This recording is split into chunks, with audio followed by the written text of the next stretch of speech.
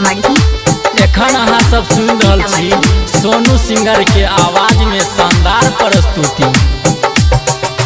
किया सताबै छ गे जानू, किया सताबै छ, किया चल गना जान हमरा छोड़ के तू।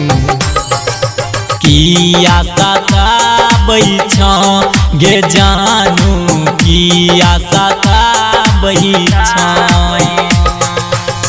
जहिया सा तो शादी केलहे, जहिया सा तो शादी केलहे, मुँह मर लेलही ना गे सोना, मुँह मर लेलही ना।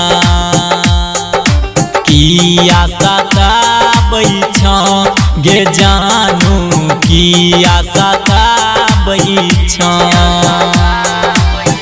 अपना मोबाइल से तू फोटो भेजना, अपना मोबाइल से तू फोटो भेजना, दिल दुखे नाना गे सोना, दिल तू दुखे नाना। किया सताबै छ गे जानू, किया सताबै छ, किया सताबै छ गे सोना, किया सताबै छ, किया सताबै छ गे जानू, किया सताबै छ।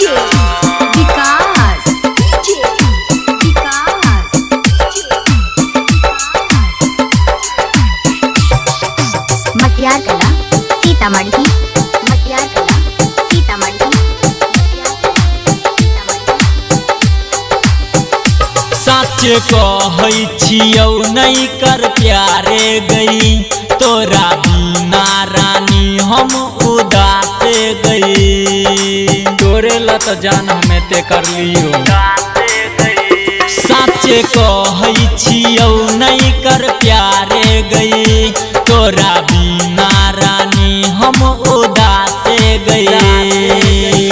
हर पलखिया बरस रहल छै, हर पलखिया बरस रहल छै, कत बैसल छना गे सोना, कत बैसल छना। किया सताबै छ गे जानू, किया सताबै छ, किया सताबै छ गे सोना, किया सताबै छ, किया सताबै छ गे सोना, किया सताबै छ।